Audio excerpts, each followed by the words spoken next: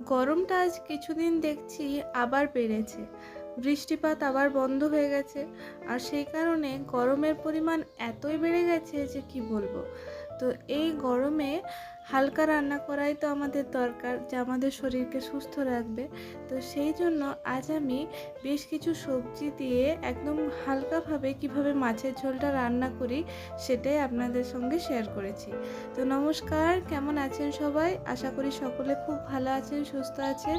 বন্ধন ব্লগসের আবারও একটি নতুন ভিডিওতে আপনাদের সকলকে স্বাগত জানাই। আজকে আমি বেশ কিছু সবজি দিয়ে মাছের ঝোল রান্না করেছি। তো সেটা খুবই কম মশলা এবং কম উপকরণে, তো আপনাদের সঙ্গে সেইটুকুই শেয়ার করেছি। তো আপনারা দেখুন, আশা করি আজকের ভিডিওটি আপনাদের ভালো লাগবে। তো আমি আলু, পটল এবং বেগুন এই সবজিটা কেটে নিয়েছি লম্বা লম্বা করে, আর টমেটো, আদা আর কাঁচা লঙ্কার একটা পেস্ট বানিয়ে নিয়েছি। এদিকে আমি এখানে বড় মাছেরই 3টে পিস নিয়েছি, কিন্তু আপনারা চাইলে ছোট মাছ দিয়েও করতে পারেন। আর এই ঝোলটা ছোট মাছ দিয়ে করলে বেশি উপকারী। তো আমার কাছে ছোট মাছ অ্যাভেলেবেল ছিল না, সেই জন্য বড় মাছ দিয়েই বানালাম। তো প্রথমে লবণ হলুদ মাখিয়ে মাছগুলো ভেজে নেব। তারপর ওই তেলেই আলু দিয়ে এবং কাঁচা লঙ্কা দিয়ে ভালোভাবে ভেজে নেব। আলুটা বেশি ভাজার দরকার নেই, একটু জাস্ট তেলে কষিয়ে নিতে হবে। তো তার মধ্যে একটু লবণ আর হলুদ পরিমাণ মতন আমি দিয়ে দিলাম, আর এটাকে ভালোভাবে নেড়েচেড়ে একটু কষিয়ে নিয়ে তার মধ্যে আমি পটলটা দিয়ে দিয়েছি। তো পটলটা দিয়েও একটু নেড়েচেড়ে ভেজে নেব, আর তারপর সেটাকে ঢাকা দিয়ে দিয়ে একটু কম আঁচে কষিয়ে নেব। তো এটা কষানো হতে থাক, আর ততক্ষণ আপনাদেরকে সেই কথাটা আরেকবার মনে করিয়ে দিই যে ভিডিওটি ভালো লেগে থাকলে লাইক, কমেন্ট এবং শেয়ার করতে ভুলবেন না। আর চ্যানেলে যদি নতুন হয়ে থাকেন তো চ্যানেলটি অবশ্যই সাবস্ক্রাইব করে পাশের বেল বাটনটি প্রেস করে দেবেন, যাতে পরের ভিডিওর নোটিফিকেশন আপনাদের কাছে সহজেই পৌঁছে যায়। তো আলু আর পটলটা আমার বেশ কিছু বেগুনটা দিয়ে দিচ্ছি। এবার বেগুনটা দিয়ে আমি এর মধ্যে পরিমাণ মতন জল দিয়ে সবজিগুলো সেদ্ধ করে নেব। তো বেগুনটা লাস্টে দিলাম এই কারণে, বেগুনটা তো নরম, সেই জন্য এটা গলে যাবে, ওই জন্য এটা লাস্টে দিলাম।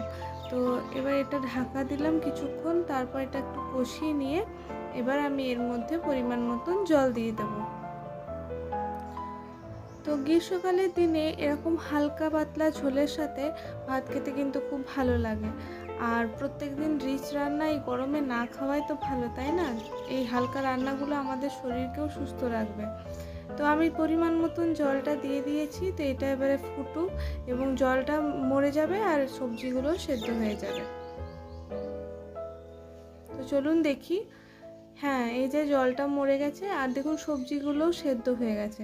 তো চলুন এটাকে এবারে নামিয়ে ফেলি।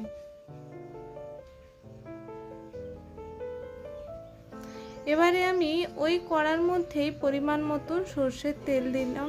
তো সেই তেলেই আবার অল্প পরিমাণ পাঁচফোড়ন দিলাম। তো পাঁচফোড়নটা ফোড়ন হওয়ার পর টমেটো, আদা আর কাঁচা লঙ্কার যে পেস্টটা আমি বানিয়ে নিয়েছি সেটা এর মধ্যে ঢেলে দিলাম। তো এই সময় গ্যাসের আঁচটা একটু কম করে রাখবেন, নইলে পরে আদা দেওয়া আছে সেই জন্য একটু কিন্তু ছিটকে যেতে পারে।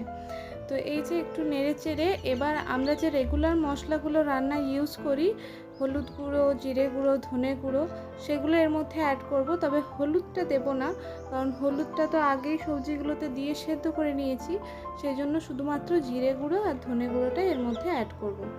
তো এটা দিয়ে নেড়ে চেড়ে ভালোভাবে এবারে ঢাকা দিয়ে দেব এবং অপেক্ষা করব যতক্ষণ না মশলাটা থেকে তেল ছেড়ে যায়। তো একবার করে ঢাকাটা খুলে নেড়ে দিতে হবে। আর এই দিকে তো সবজিগুলো আমি সেদ্ধ করে ঢেলে নিয়েছি, সেটা তো আপনারা দেখতেই পেলেন। এই যে আরেকবার ঢাকনা খুলে দেখি যে মশলাটার মধ্যে তেল ছাড়তে শুরু হয়েছে নাকি। তো আরেকবার নেড়ে ছেড়ে দিলাম, আর এবারে আমি আবার একটু ঢাকা দিয়ে দেবো, কেননা মশলাটা থেকে আবার একটু কাঁচা গন্ধ লাগছে। তো আর একটু কষানো হোক, তারপর সবজিগুলো দেবো।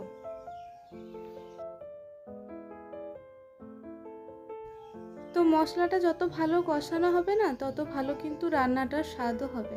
তো এই যে আমি ভালোভাবে মশলাটাকে কষিয়ে নিয়েছি, আর এটা থেকে দেখে বুঝতেই পারছেন যে ভালোভাবে তেলটা ছেড়েও এসেছে। তো চলুন এবারে যে সবজিগুলো আমরা সেদ্ধ করে রেখেছিলাম সেগুলো এর মধ্যে দিয়ে দিই।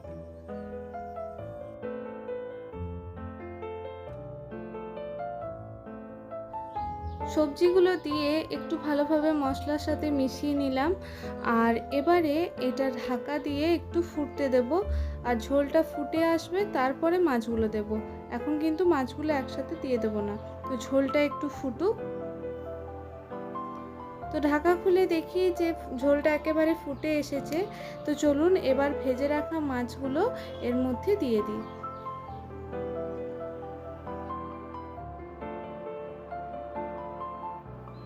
তো মাছগুলো দিয়ে ঝোলটা আরও 2-3 মিনিট মতন ফুটিয়ে নিতে হবে। আর হালকা হাতে মাছগুলোকে একবার এপিট ওপিট উল্টে দিতে হবে।